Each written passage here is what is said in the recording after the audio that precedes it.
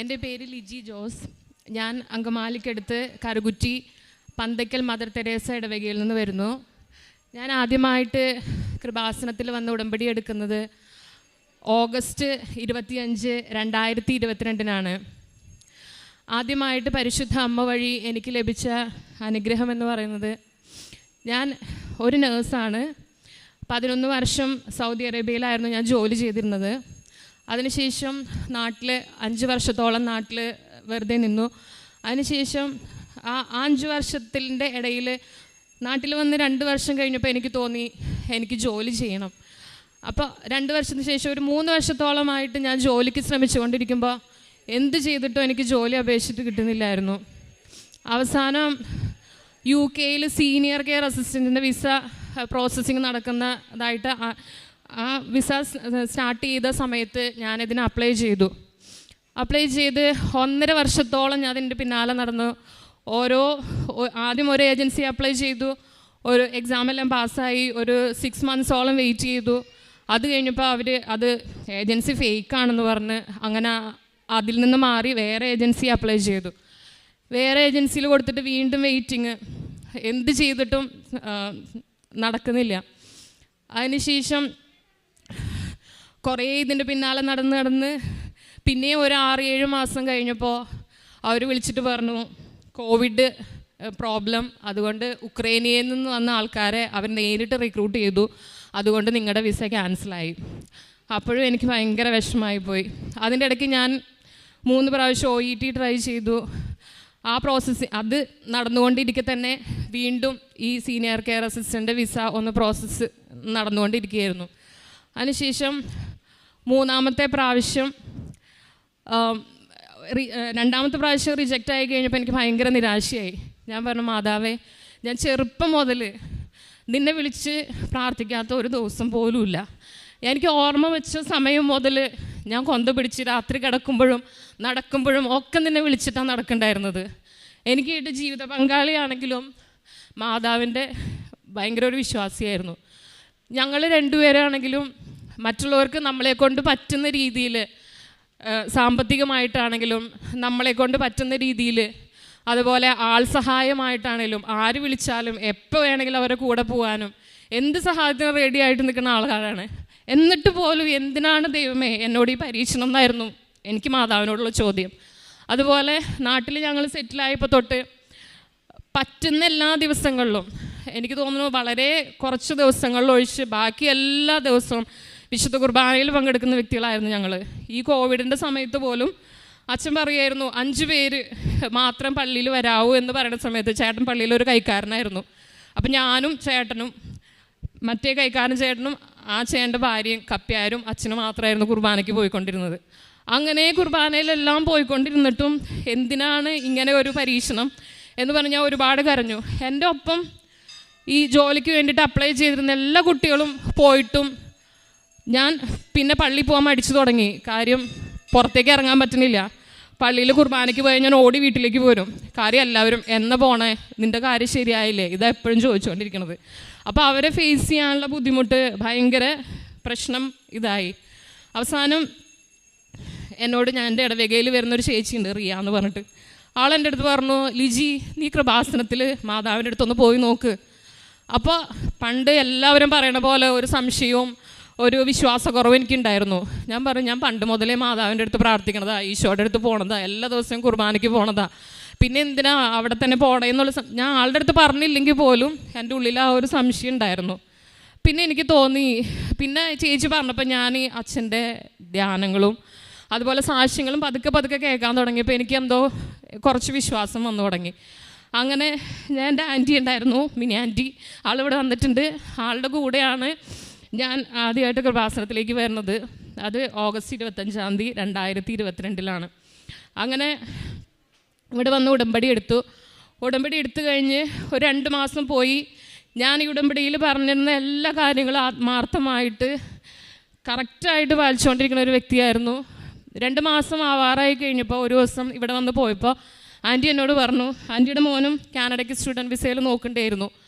അപ്പോൾ പറഞ്ഞു, ലിജി, അച്ഛൻ പറയാറില്ലേ ഈ ഡേറ്റ് വെച്ചിട്ട് പ്രാർത്ഥിക്കുന്ന കാര്യം, അപ്പം ഞാൻ അതേപോലെ പ്രാർത്ഥിച്ച് കഴിഞ്ഞപ്പോൾ അവൻ്റെ ഓഫർ ലെറ്റർ വന്നു എന്ന് പറഞ്ഞപ്പോൾ ഞാൻ അപ്പം ആ നിമിഷം എൻ്റെ മനസ്സിൽ തോന്നി, മാതാവേ, എനിക്ക് മറ്റുള്ളവരെ ഫേസ് ചെയ്യാൻ ബുദ്ധിമുട്ടാണ്.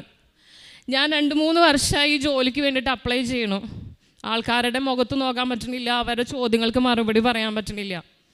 അതുകൊണ്ട് എന്തായാലും ഈ 2023 ജനുവരി 1 എന്നൊരു ഡേറ്റ് ഉണ്ടെങ്കിൽ ഇതിനു മുമ്പ് എനിക്ക് നാട്ടിൽ നിന്ന് പോയിരിക്കണം, നീ എന്നെ UK എത്തിച്ചിരിക്കണം എന്ന് പറഞ്ഞ് 2 ദിവസം കഴിഞ്ഞ് അതിനുശേഷം ഇവിടെ ഞാൻ ജപമാല റാലിക്ക് വന്നു. ജപമാല റാലിക്ക് വന്നിട്ട് തിരിച്ചു പോയി 2 ദിവസം കഴിഞ്ഞപ്പോൾ എൻ്റെ പ്രോസസ്സിങ് പടയെന്ന് നടക്കാൻ തുടങ്ങി. നവംബർ 15 ഞാനിവിടെ നിന്ന് UK പോയി. ഞാനിപ്പോൾ UK വർക്ക് ചെയ്യണത്. ഞാൻ ഇതിപ്പോൾ എൻ്റെ ഹസ്ബൻഡിനെയും മക്കളെയും കൊണ്ടുപോകാൻ വേണ്ടിയിട്ട് വന്നതാണ്. 5.5 മാസമായി. മിനിയാന്ന് 6 മാസമായി ഞാൻ UK പോയിട്ട്.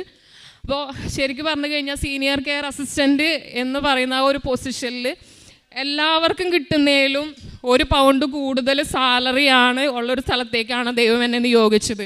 അതിന് വേണ്ടിയിട്ടായിരുന്നു ആദ്യത്തെയും 2ാമത്തെയും എൻ്റെ പ്രോസസ്സിങ് ഡിലേ ആക്കിയതും എൻ്റെ വിസ പ്രോസസ്സിങ് ഒന്നും നടക്കാതെ അത് ക്യാൻസലായി പോയതെന്ന് ഞാൻ വിശ്വസിക്കുന്നു.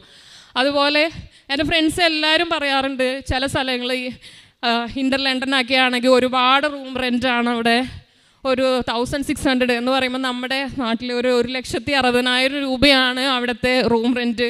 നമുക്ക് കിട്ടുന്ന സാലറി എന്ന് പറഞ്ഞു കഴിഞ്ഞാൽ ചിലപ്പോൾ 1,70,000, 80,000 അല്ലെങ്കിൽ മാക്സിമം 2 ലക്ഷം രൂപയാണ്. അതിൽ നിന്ന് ഇത്രയും റൂം റെൻറ്റ് പോയി കഴിഞ്ഞാൽ പിന്നെ എന്താണ് നമ്മൾ എന്തിനാണ് അവിടെ നിന്ന് വർക്ക് ചെയ്യുന്നതെന്നൊരു ചോദ്യം. പക്ഷേ എൻ്റെ ദൈവവും പരിശുദ്ധ അമ്മയും എന്നെ കൊണ്ട് ചെന്ന് എത്തിച്ചത് ബ്രിട്ടീഷുകാർ മാത്രം ജീവിക്കുന്ന ഒരു ഏരിയ. അതായത് അങ്ങനെ പറയുമ്പോൾ നമുക്ക് പേടിയാണ്. ഇവിടെ പുതിയൊരു സ്ഥലം, പുതിയൊരു രാജ്യം, പുതിയ ആൾക്കാർ. അവിടെ ആയിട്ട് ചെല്ലുമ്പോൾ ഒത്തിരി ടെൻഷൻ ഉണ്ടായിരുന്നു എനിക്ക്. പക്ഷേ ദൈവാനുഗ്രഹം എന്ന് പറയട്ടെ, ഒരു ടെൻഷനും ഇല്ലാണ്ട് വളരെ ഫ്രീ ആയിട്ട് ജോലി ചെയ്യുന്ന ഒരു സ്ഥലത്തേക്കാണ് ദൈവം എന്നെ കൊണ്ടെത്തിച്ചത്.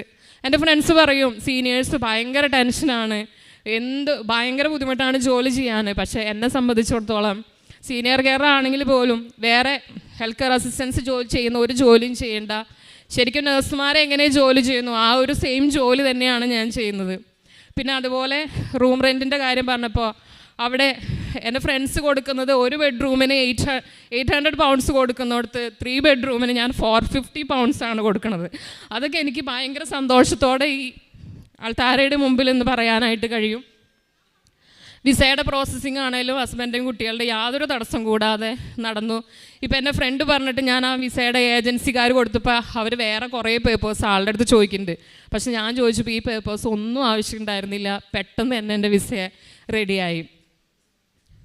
പിന്നെ വേറെ ഒരു അനുഗ്രഹം എന്ന് പറഞ്ഞു കഴിഞ്ഞാൽ ഒരു 23 വർഷമായിട്ട് ഞാൻ നഴ്സിംഗ് പഠിച്ചുകൊണ്ട് സെക്കൻഡ് ഇയർ ആയിരിക്കുന്ന സമയത്താണ് എൻ്റെ സ്കിന്നിലൊക്കെ ഒരു അലർജി പോലെ വരുമായിരുന്നു. അതിപ്പോൾ സോപ്പ് എടുക്കുമ്പോഴും ഡ്രൈ ആകുമ്പോഴൊക്കെ ഒത്തിരി കൂടുതലാകുമായിരുന്നു. അപ്പോൾ ശരിക്കും പറഞ്ഞു കഴിഞ്ഞാൽ വലത്ത് കയ്യിൽ എല്ലാ ജോയിൻസിലും ഈ കൈയുടെ എല്ലാ ജോയിൻസിലും ഇങ്ങനെ ചെറിയ സ്കിൻ പീല് പോലെ വരുമായിരുന്നു. ഒരു 5-6 വർഷമായിട്ട് ഈ വലത്ത് കാലത്തിൻ്റെ പാദത്തിൻ്റെ മുകളിലായിട്ട് ഇവൻ നമ്മൾ ഷൂ ഇട്ടാൽ പോലും അവിടെ ഒരു സ്കിൻ പീല് കാണാൻ പറ്റുമായിരുന്നു. അപ്പോൾ എനിക്ക് ഭയങ്കര ബുദ്ധിമുട്ട്, ആൾക്കാർ കാണുമ്പോൾ ഭയങ്കര ബുദ്ധിമുട്ട്. അപ്പോൾ ഞാൻ ബാൻഡേഡൊക്കെ വെച്ച് നടക്കുമായിരുന്നു. അതെപ്പോഴും അല്ല, മെഡിസിൻ പുരട്ടുമ്പോൾ അത് പോവും, അതിനുശേഷം വീണ്ടും കുറച്ച് ദിവസം കഴിയുമ്പോൾ തിരിച്ചു വരുമായിരുന്നു. അപ്പോൾ ഇവിടെ വന്ന് പ്രാർത്ഥിച്ച് കഴിഞ്ഞ സാക്ഷ്യങ്ങളൊക്കെ കേട്ട് കഴിഞ്ഞപ്പോൾ ഞാൻ അച്ഛൻ പറയണ പോലെ തന്നെ ഉടമ്പടി തൈലും ഉപ്പൊക്കെ പറ്റാറുണ്ടായിരുന്നു. അത് കഴിഞ്ഞിട്ട് വലിയ വ്യത്യാസമൊന്നും കാണുന്നില്ല. അപ്പം ഞാൻ പറഞ്ഞ ദൈവമേ ഇതെന്താണാവോ, എല്ലാവർക്കും അത്ഭുതങ്ങൾ മാറുന്നുണ്ട്. അപ്പം ഞാനൊരു സാക്ഷ്യം കണ്ടു. ആ കുട്ടിയുടെ പേരൊന്നും എനിക്ക് ഓർമ്മയില്ല. ഒരു കുഞ്ഞു കുട്ടിയാണ്, ആളുടെ അമ്മയാണ് കൊച്ചിന് വേണ്ടിയിട്ട് സാക്ഷ്യം പറയണത്. ആ കുഞ്ഞ് ജനിച്ചപ്പോൾ മുതൽ അവളിപ്പോൾ LKG സെക്കൻഡ് സ്റ്റാൻഡേർഡ് എന്തോ പഠിക്കുന്നു. ആ സമയം മുതൽ ആളുടെ കൈകൾ ഇങ്ങനെ പൊട്ടി ഒലിച്ചൊഴുകുന്ന ഒരു അസുഖം ഉണ്ടായിരുന്നു, 2 കൈകളും. അപ്പോൾ കൊച്ചു സ്കൂളിൽ ചെന്നിരിക്കുമ്പോൾ എല്ലാവരും അവളെ കളിയാക്കുന്നു, അവൾക്ക് അതുകൊണ്ട് മാനസികമായിട്ടുള്ള ഭയങ്കര ബുദ്ധിമുട്ട്. അങ്ങനെ വന്നിട്ട് ആ അമ്മ ഇവിടെ ഇരുന്ന് ഉടമ്പടി എടുത്ത് പ്രാർത്ഥിച്ചു. ആ സംഭവം മാറി എന്ന് സാക്ഷ്യപ്പെടുത്തുന്ന ഒരു സാക്ഷി ഞാൻ കണ്ടിട്ടുണ്ടായിരുന്നു. അപ്പം ഞാൻ മാതാവിൻ്റെ അടുത്ത് പറഞ്ഞു, ഇങ്ങനെ കൈ പൊട്ടി പഴുത്തൊഴുകുന്ന ആ കുഞ്ഞിനെ സുഖപ്പെടുത്താനായിട്ട് നിനക്ക് കഴിയുമെങ്കിൽ ഇതും എൻ്റെ അമ്മയ്ക്കും ദൈവമാതാവിനും ദൈവകുമാരനും ഇത് മാറ്റിത്തരാനായിട്ട് സാധിക്കുമെന്ന് ഞാൻ വിശ്വസിക്കുന്നു എന്ന് പറഞ്ഞിട്ട് ഞാൻ ഈ ഉടമ്പടി തൈലം ഉപ്പും പുരട്ടാൻ തുടങ്ങി. അത് ഞാൻ പുരട്ടിക്കൊണ്ടിരുന്നു. പക്ഷെ ഞാൻ UK പോയി കഴിഞ്ഞപ്പോൾ ഞാനത് പുരട്ടിയില്ലായിരുന്നു. ഞാൻ നെറ്റിയിൽ മാത്രം ഉടമ്പടി തൈലം തൂക്കുമായിരുന്നു. അപ്പോഴേക്കും എൻ്റെ ഉപ്പ് തീർന്നു പോയിട്ടുണ്ടായിരുന്നു. പക്ഷേ എനിക്കറിയില്ല എപ്പോഴാണ് ഈ സ്കിൻ പീൽ മാറിയെന്ന് എനിക്ക് ഓർമ്മയില്ല. പക്ഷേ ഇപ്പം നിങ്ങൾക്ക് വേണമെങ്കിൽ ഞാൻ കാണിച്ചു തരാം. എൻ്റെ കാലിലാണെങ്കിലും ഒരു പാട് പോലും കാണാൻ പറ്റണില്ല. പിന്നെ ഒരു 10 വർഷമായിട്ട് എനിക്ക് മൈഗ്രെയിൻ്റെ അസുഖം ഉണ്ടായിരുന്നു. അത് നമുക്ക് വെയിലത്ത് നോക്കാനോ ഒരു ലൈറ്റ് ഇട്ട് കഴിഞ്ഞാൽ ഭയങ്കര ഡിസ്റ്റർബൻസ്, മൈഗ്രെയിൻ ഉള്ളവർക്ക് അറിയാം അതിൻ്റെ ബുദ്ധിമുട്ട് എന്താണെന്ന്. അതുപോലെ ബുദ്ധിമുട്ടായിട്ടിരിക്കുന്നതാണ്. അപ്പോൾ എനിക്ക് ഈ വേദന വരുന്ന സമയത്ത് ഞാൻ ലൈറ്റ് എല്ലാം ഓഫ് ചെയ്ത് ടാബ്ലറ്റ് കഴിച്ചിട്ട് കിടക്കുമായിരുന്നു. കണ്ടിന്യൂസ് ആയിട്ട് ട്രീറ്റ്മെൻറ്റ് ഉണ്ടായിരുന്നില്ല. പക്ഷേ ഈ ടാബ്ലറ്റ് കഴിച്ച് കഴിഞ്ഞിട്ടാണ് നന്നായി ഉറങ്ങിയതിന് ശേഷം മാത്രമാണ് ഈ സംഭവം മാറിക്കൊണ്ടിരുന്നത്. പക്ഷേ ഇവിടെ വന്ന് ഉടമ്പടി എടുത്തതിന് ശേഷം ഈ ഉടമ്പടി തൈലം പുരട്ടി പ്രാർത്ഥിച്ചതിന് ശേഷം ഇപ്പം എനിക്ക് ആ പ്രശ്നം ഇല്ല. അതുപോലെ തന്നെ ഒരു 8 വർഷമായിട്ട് പീരീഡ്സ് വന്നു കഴിഞ്ഞാൽ അന്നത്തെ ദിവസം എനിക്ക് എണീക്കാൻ പറ്റില്ല.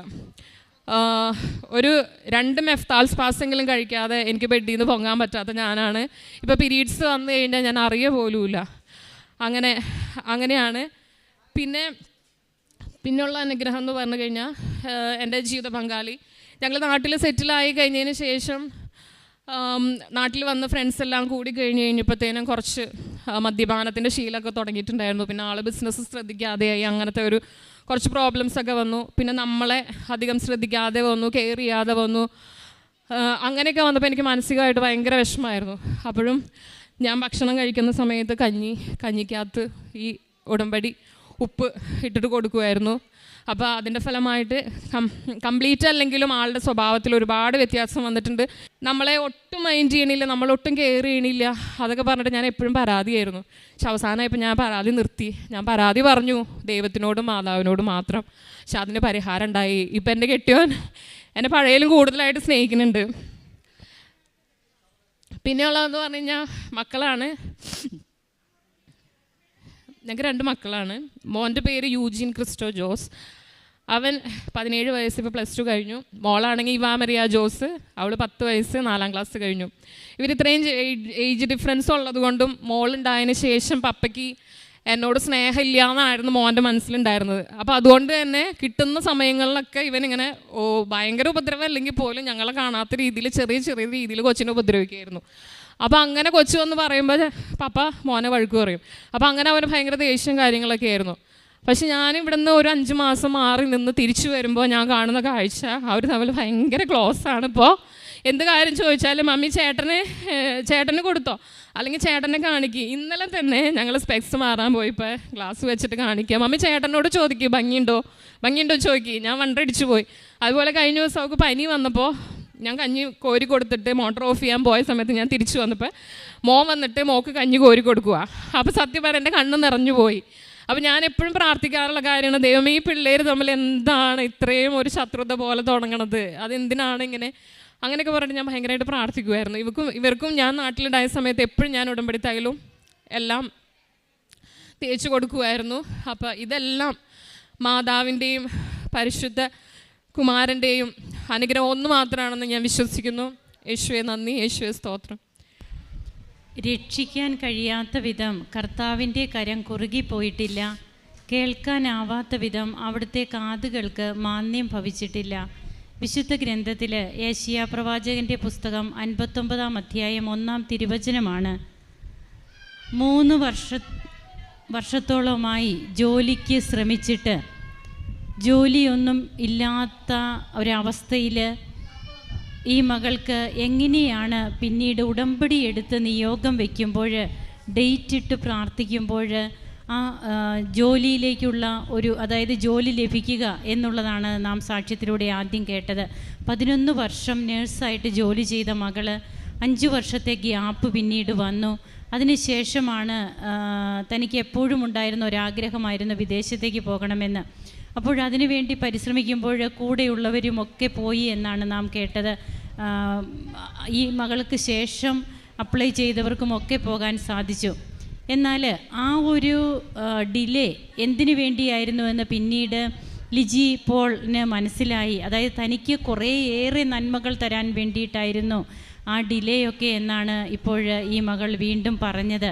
അതായത് അവിടെ അക്കോമഡേഷൻ്റെയൊക്കെ റൂം റെൻറ്റ് അതെന്തുമാത്രമാണ്, ഇതൊക്കെ നാം കേട്ടതാണ്.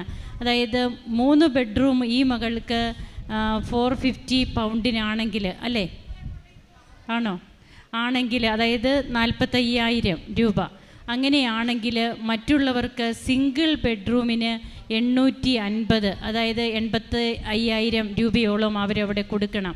അപ്പോൾ ഇതൊക്കെ നോക്കുമ്പോൾ, അതുപോലെ ഈ മകൾക്ക് കിട്ടിയ സേവനം ചെയ്യുവാനായിട്ട് കിട്ടിയ ഹോസ്പിറ്റൽ, അതായത് ഹോസ്പിറ്റലിൻ്റെ സെൻസ് സീനിയർ കെയർ ഹോമാണ്.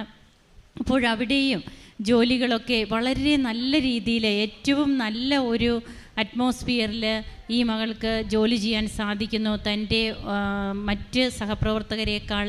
അപ്പോൾ ഇതൊക്കെ നമ്മോട് പറയുക അമ്മയുടെ കരുതലാണ്. ഒരു പരിശുദ്ധ അമ്മ, നാം കേട്ട തിരുവചനം പോലെ രക്ഷിക്കാൻ കഴിയാത്ത വിധം, കരങ്ങൾ കുറുകിപ്പോയിട്ടില്ലാത്ത, കേൾക്കാനാവാത്ത വിധം, കാതുകൾക്ക് മാന്ദ്യം ഭവിച്ചിട്ടില്ലാത്ത തമ്പുരാനോടാണ് നാം പ്രാർത്ഥിക്കുക.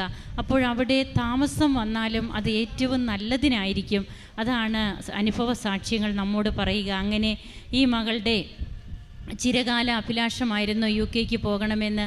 അങ്ങനെ ഡേറ്റ് ഇട്ട് പ്രാർത്ഥിക്കുന്നു. അങ്ങനെ തന്നെ ഈ മകൾക്ക് പോകുവാനും സാധിക്കുന്നു. ആ ഡേറ്റിന് മുമ്പ് പോകുവാൻ സാധിച്ചു എന്നാണ് ഈ മകൾ പറയുക. പിന്നീട് തൻ്റെ അലർജി, 25 വർഷമായ അലർജി, അതുപോലെ മൈഗ്രെയിൻ, 10 വർഷത്തോളമുള്ള മൈഗ്രെയിൻ്റെ പ്രോബ്ലം, പിന്നെ കുടുംബത്തിലുണ്ടായിരുന്ന മറ്റ് അസ്വസ്ഥതകൾ, ഇതൊക്കെ എങ്ങനെയാണ് അമ്മയുടെ മധ്യസ്ഥത്തിന് വരുമ്പോൾ ഈശോ കൃപകളാക്കി മാറ്റി കൊടുക്കുക. It is not by merit but by grace. നമ്മുടെ യോഗ്യതയല്ല, കർത്താവിൻ്റെ കൃപകളാണ് എല്ലാം ചെയ്യുക. ഉടമ്പടിയുടെ പ്രധാനപ്പെട്ട ഒരു ഘടകമാണത്. അതുപോലെ ടൈം ഷോർട്ടനിങ്, സമയ ചുരുക്കം, ഇതൊക്കെ നമുക്ക് ഈ സാക്ഷ്യത്തിൽ കാണുവാൻ കഴിയും. നമുക്ക് കരങ്ങളടിച്ച് ഈശോയ്ക്കും അമ്മയ്ക്കും നന്ദി പറയാം, ദൈവത്തെ മഹത്വപ്പെടുത്താം. യേശുവേ നന്ദി, യേശുവേ സ്തുതി.